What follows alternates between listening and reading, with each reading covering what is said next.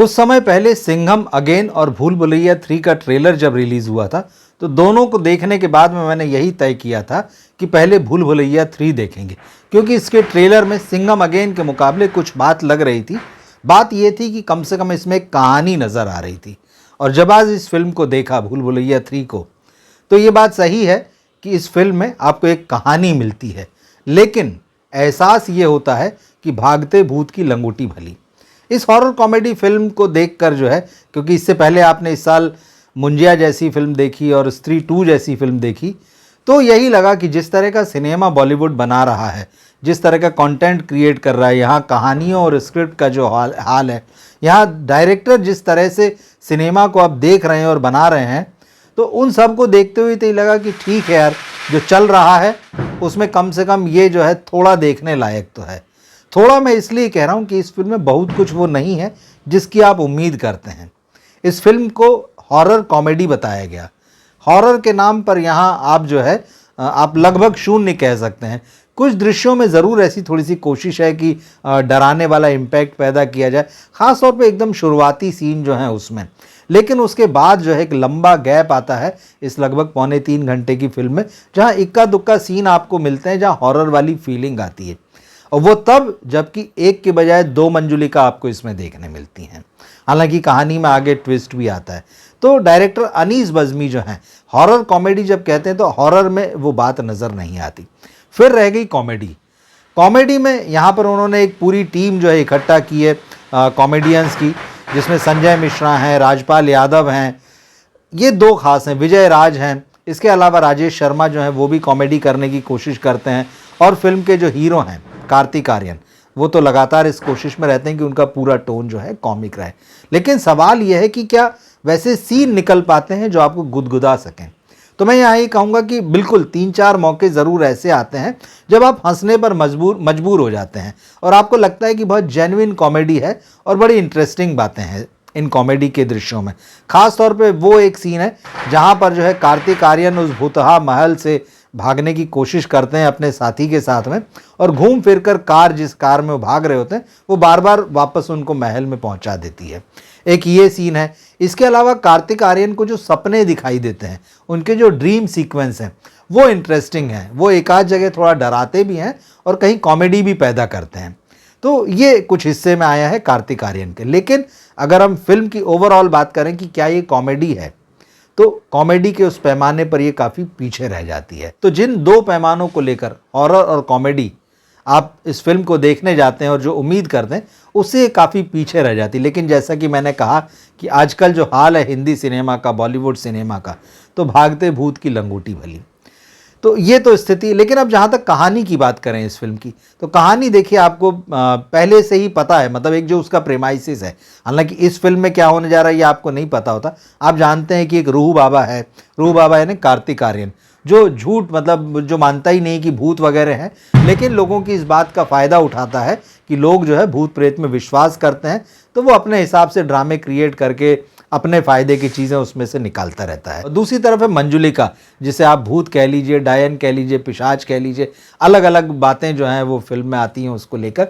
तो उसकी कहानी तो आप जानते हैं कि ये 2 लोग मिलेंगे। लेकिन यहाँ कहानी में ट्विस्ट ये है कि जब रूह बाबा को कलकत्ता बुलाया जाता है, कलकत्ता के एक गांव में बुलाया जाता है, एक कस्बे में छोटे से बुलाया जाता है, जहाँ पर एक हवेली है, महल है, जिसमें कि मंजुलिका का प्रेत है। और अब उस हवेली के जो मालिक हैं वो बाहर जो है हवेली के सामने, जो महल के सामने जो अस्तबल बना हुआ है, वहाँ वो पूरा परिवार रहता है और एकदम गरीबी में दिन गुजार रहा है। वो लोग चाहते हैं कि किसी तरह से ये हवेली या महल जो है इसको बेच दिया जाए, क्योंकि हेरिटेज की जो कीमत अच्छी मिलती है, तो अगर वो बिक जाए तो उनकी गरीबी दूर हो जाएगी।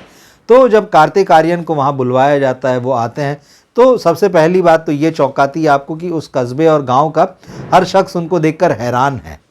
और वजह आपको ये पता चलती है कि कहानी है वहाँ पर, उस गांव कस्बे में कहानी है कि इस वंश का, मतलब जो राजवंश वहाँ था, उसी का कोई जो है वंशज आने वाले समय में आएगा और मंजुलिका का जो प्रेत है या जो भूत है उससे मुक्ति दिलाएगा। तो आपको पता चलता है कि वहाँ वो जिस वंशज की बात हो रही थी वो कार्तिक आर्यन ने, मतलब वो उनकी जो कहना चाहिए जो ब्लड लाइन है, रॉयल ब्लड है। तो ये बात इस्टेब्लिश होती है। उसके बाद फिर बताएगी कि कैसे क्या वो, क्योंकि वो आदमी तो मानता ही नहीं, रूह बाबा मानता ही नहीं कि प्रेत होते हैं, तो कैसे वहाँ वो ड्रामा रचता है। और जो उनको लेकर आते हैं, एक तो तृप्ति डिमरी और दूसरे राजेश शर्मा, तो ये कहते हैं भाई तुमको 1 करोड़ रुपये दिया जाएगा इसकी फ़ीस के रूप में। आ जाता है रूह बाबा जो है वहाँ पहुँच जाते हैं, फिर 1 की बजाय 2 मंजुलिका आ जाती है। और मंजुलिका की भी जो है यहाँ पर इस बार उनका पुनर्जन्म है। एक मंजुलिका और एक जो उसकी दूसरी आती वो है अंजुलिका। तो मंजुलिका और अंजुलिका 2 हैं, लेकिन पर्दे पर आपको कहानी में ये समझ में आता है कि एक मंजुलिका की ही जो है उसको ख़त्म करने की कोशिश की जा रही है, उससे जो है इस हवेली को या महल को मुक्त करने की कोशिश की जा रही। कहानी 200 साल पीछे जाती, फिर आगे आती। प्रेमाइसिस यही है, मैं कहानी आपको नहीं बताऊंगा, क्योंकि अगर आप फिल्म देखना चाहें तो ये एक वन टाइम वॉच जैसी फिल्म है जिसको आप देख सकते हैं। और जैसा मैंने कहा कि हॉरर और कॉमेडी का जो एलिमेंट है वो कम है, लेकिन फिर भी कार्तिक आर्यन जो है कहीं कहीं ठीक लगे, लेकिन वो जो बात होती है जो कि एक बड़े स्टार में होती कि वो जब फ्रेम में आता है तो वो छा जाता है। कार्तिक आर्यन अभी उससे थोड़ा सा पीछे हैं। तृप्ति डिमरी को यहाँ पर रोल तो लंबा मिला है, लेकिन उनका रोल इस तरह का नहीं है जो असर छोड़ सके या कहानी पर जो वो असर डाल सके। वो पर्दे में हमेशा हमेशा सेकेंडरी या 3rd पोजीशन पर या 4th पोजीशन पर नज़र आती है। यहाँ अगर कोई असर छोड़ता है तो एक तो विद्या बालन है और दूसरा माधुरी दीक्षित है।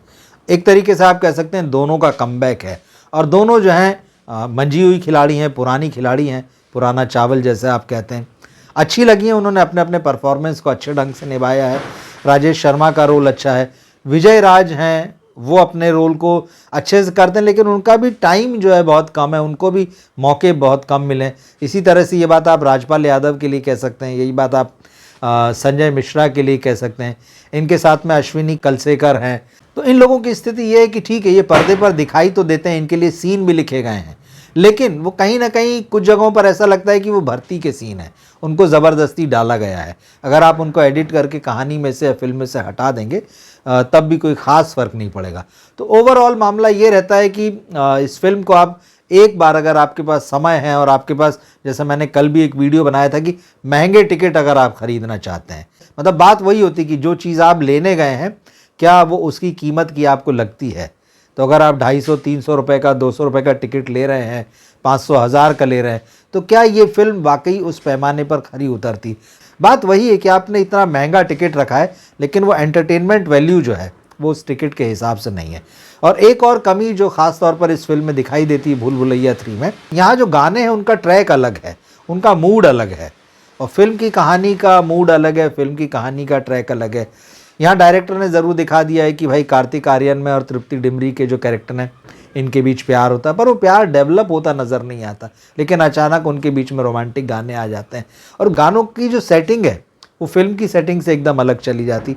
कई चीज़ें हैं, लेकिन जैसे मैंने कहा शुरू में कि भागते भूत की लंगोटी भली, तो ऐसे में अगर आपके समय है और आपको बहुत ही फिल्म देखने की इच्छा हो कि चलो एक बार देख लें, थिएटर में जाके देख लें, वरना तो आप OTT पर आने का इंतज़ार कर सकते हैं।